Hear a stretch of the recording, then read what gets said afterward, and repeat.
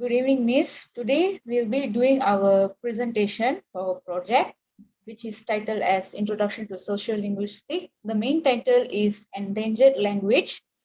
So our group members are consist of 3 group members, which is firstly Bhuvaneswari Ramachandran, Jacinta Devanandan, and myself, Alicia Gracelyn Kumar.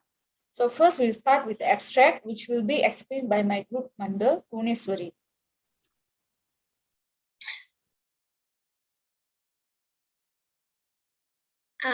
Jacinta, next slide, please. So for the abstract, endangered language, also known as a moribund language, is one that is on the verge of extinction as its speakers die out or migrate to another language. When a language loses its native speakers and becomes a dead language, it is said to be lost. So when no one can speak the language, it is considered extinct. A dead language can still be studied through recordings or text, but it is still considered dead or extinct unless fluent speakers can be found.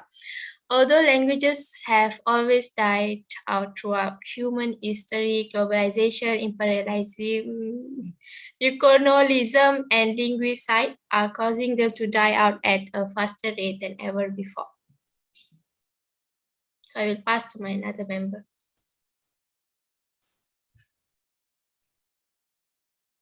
So next, I will be explaining about the introduction. So Kristen, or known as the Malacca Creole Portuguese, spoken in Malacca, West Malaysia. So Kristangan is unique as the last surviving language of Creole Portuguese East Asia, which is still function as the mother tongue and the home language of the community. So this language is most probably is a mixture of Portuguese language. So the Malacca Creole Portuguese is a Portuguese-based Creole which is spoken by the people of Malacca only on the southwest coast of the Malaysia Peninsula.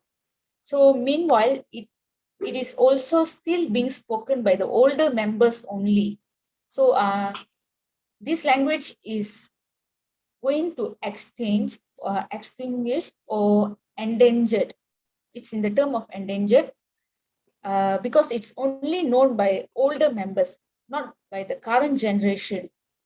So of some migrant families in Kuala Lumpur and also some of them in Singapore. But the main existence of this language is from Malacca. So I will pass it to my next teammate to explain about the next features of this language.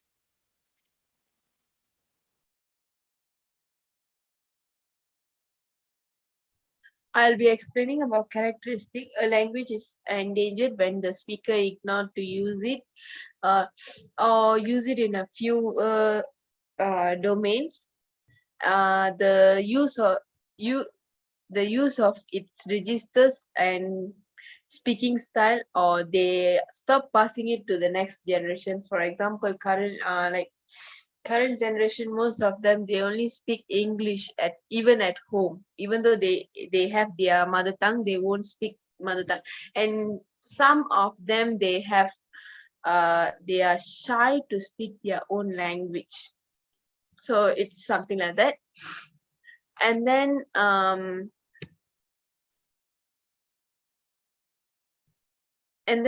the next one would be the present generation may overlook the fact that Kristang is an evolving Creole language derived from Portuguese that has embraced Malay, Dutch, English, and Hokkien words, has not only been present in Malay for centuries, but also reflect an incredible story of an region. Kristang is a colloquial term, says that Singo, that simply means Christian in Portuguese. And it was coined to be a term of inconclusive, it known as the Portuguese learned coexist with Dutch settlers, Anglo-Indian and Ceylonese Burgess imports by the British while around the region.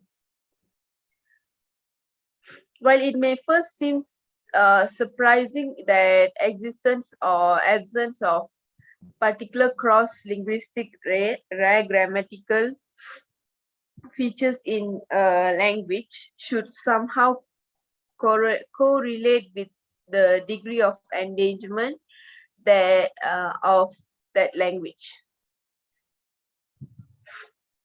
The last one will be the characteristic towards the language that is potentially endangerment. This occurs when language faces strong eternal pressure, but when still communities of speakers who pass the language to their children. Meanwhile, the endangerment language has reached the endangerment stage when there's only few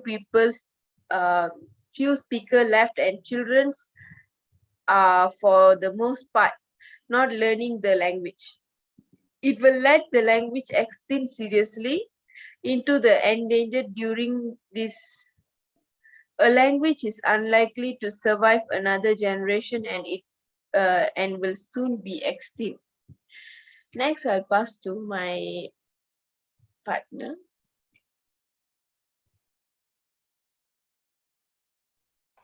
So for the phonetics of endangerment, the current chapter will be limited to presenting the basic points of phonology because the main focus of this study is on Chris Tang's syntax.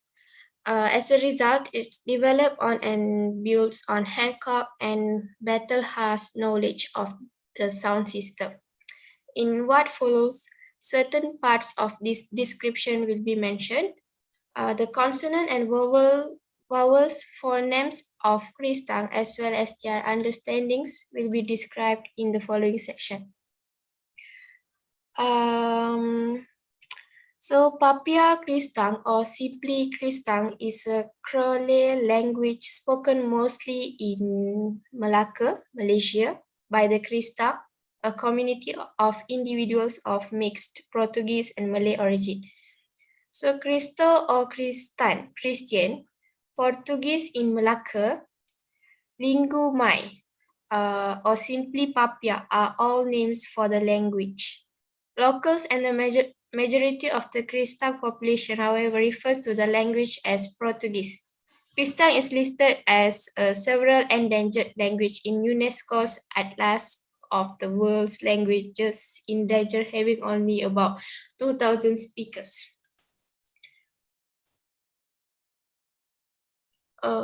So the vowels, the Kristang vowel system is similar to the vowel system of standard language Malay. In the both languages share the features of having E as both as realization of A and E.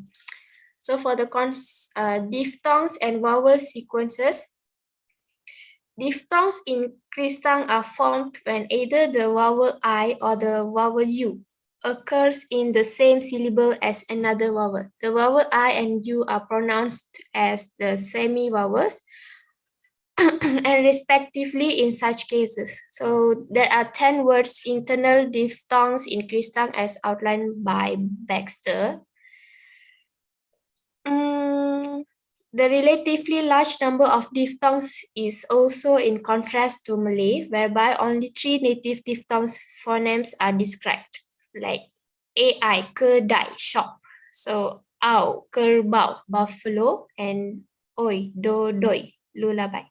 So these diphthongs also display visible parallels to certain Kristang vowel sequence, I, au, and oi.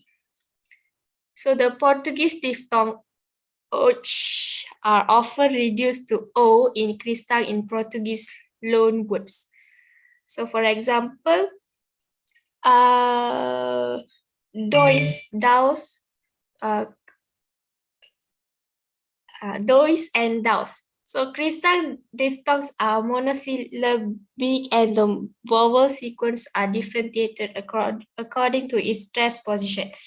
For example, the stress in au is on the first vowels, whereas in oi, the second vowel is stressed. So I will pass to my another for the next slide. So I will be explaining about the implication of endangerment on language, this language, Christian tongue, on cognition and the culture.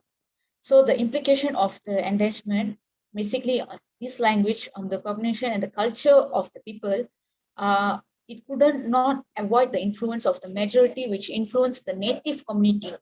It means that the people around the community is influenced by this language, which the implication also from the Portuguese sentiment in Using Pasir.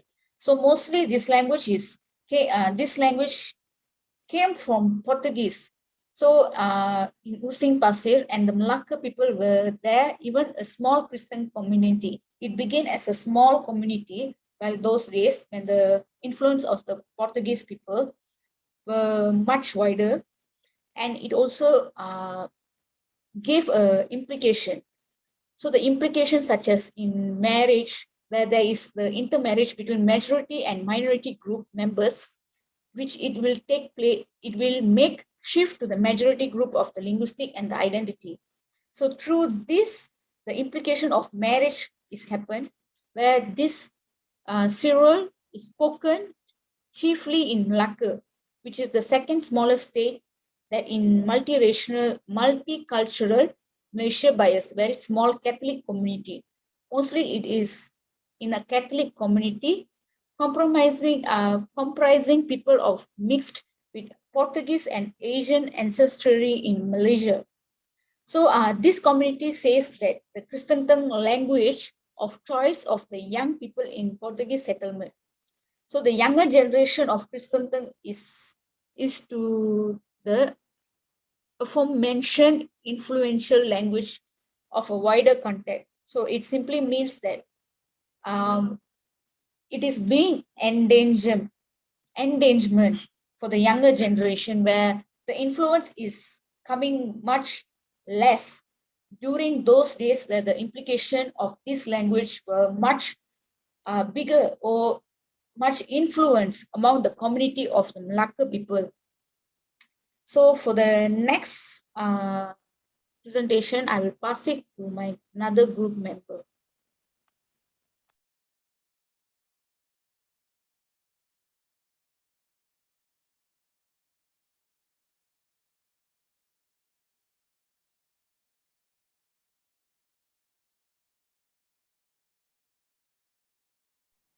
Sorry.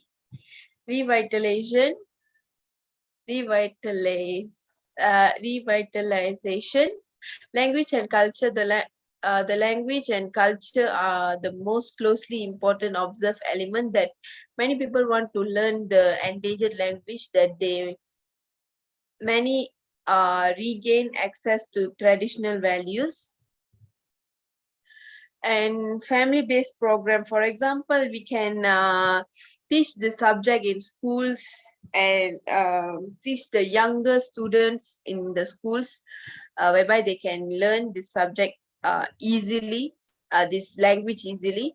Make students awareness campaign, tell them how important the language is, and then the community can create free classes for the people and the students. And then parents must also encourage the kids to learn their language. Then they can create online classes because currently we have COVID pandemic season. And then they also can create learning through games, so that the people can play the game and learn the language. It can be some interesting games. And then they should teach the students to be proud to speak their language, the kids to be proud. And then teach this language to many people, as many people that you know. Maybe when you go meet new friends, and then you can teach them, and then make a project and show people who don't know about this language. For example, like documentary or YouTube videos, so that people will start to get know about this Christian language. And then encourage people to speak this language. So this is the revitalization. Next, I will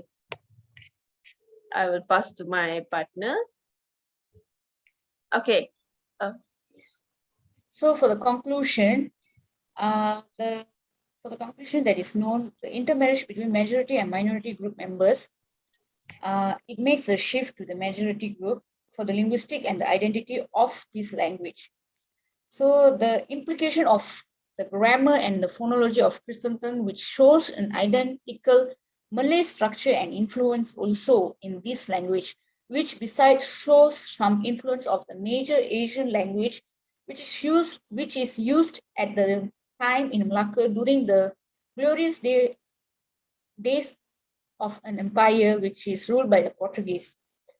So to understand the Christian tongue community's awareness and response to its endangered language situation, in the most speech language is often closely bond between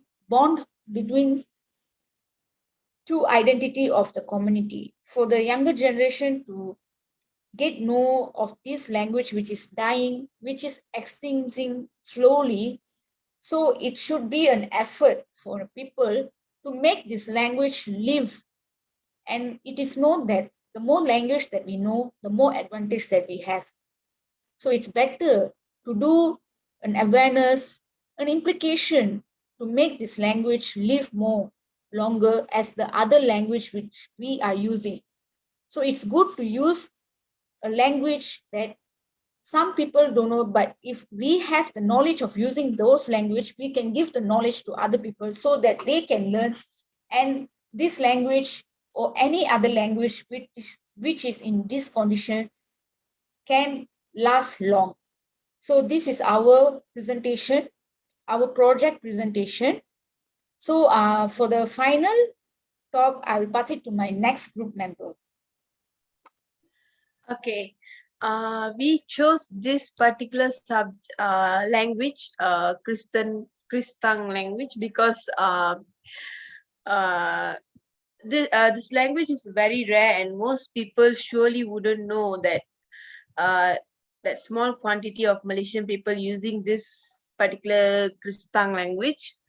For example, even I don't know this Christian language, and when we Google it, and then we got this we got to know about this language which derived from Portuguese.